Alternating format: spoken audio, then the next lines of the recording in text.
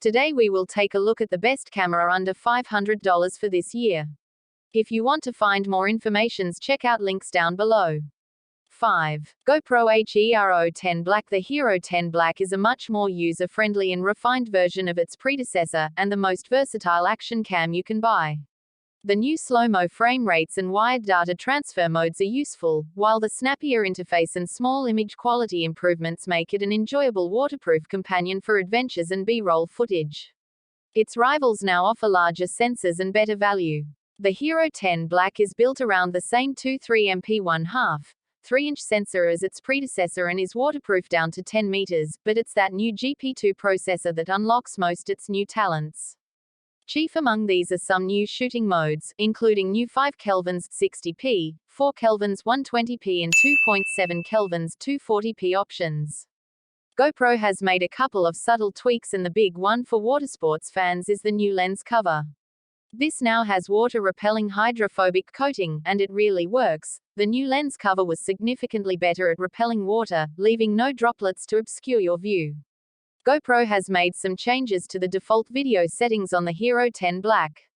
The action cam maker has seemingly outgrown the signature saturated look it's leaned towards previously, instead going for a more natural style out of the box. 4. Panasonic LUMIX FZ80. The Panasonic LUMIX FZ80 is a good option for sports and wildlife photography.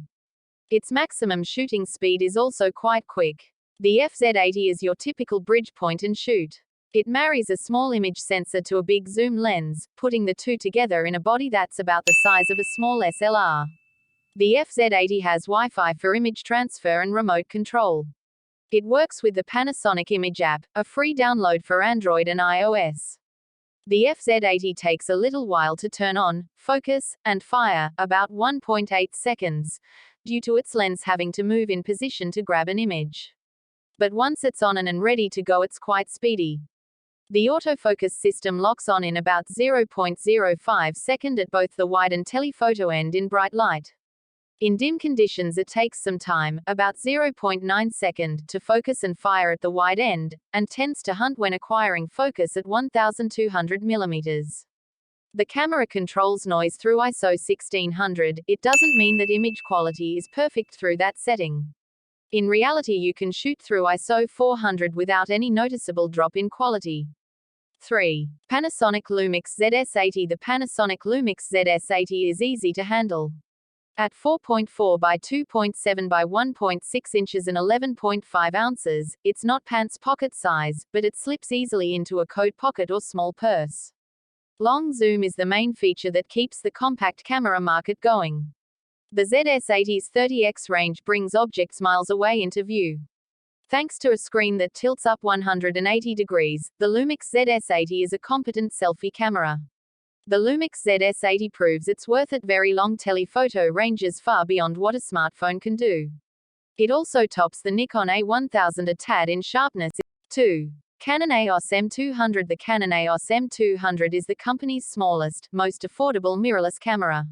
As such, it doesn't have a very extensive set of features, but the fact that it has a 24.1 MP APS-C dual-pixel CMOS sensor, plus Canon's latest Digicate processing engine and the ability to record 4K video makes it an attractive proposition.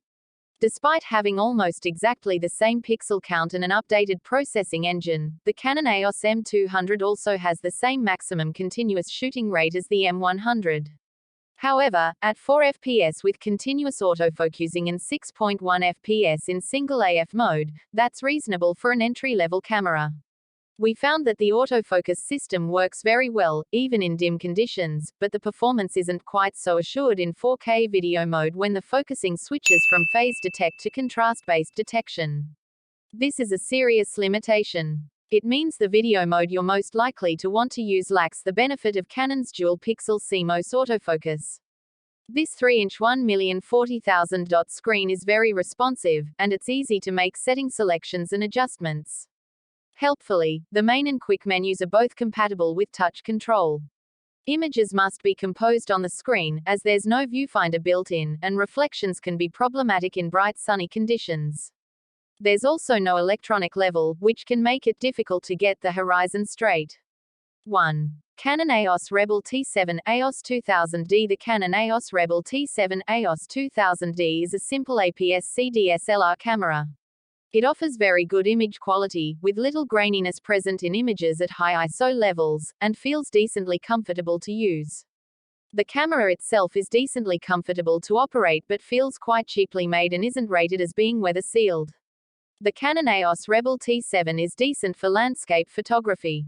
Its image quality is very good, as you shouldn't notice much grittiness even at high ISO levels to compensate for poor lighting. The Canon EOS Rebel T7 EOS 2000D is only available in one color scheme, black.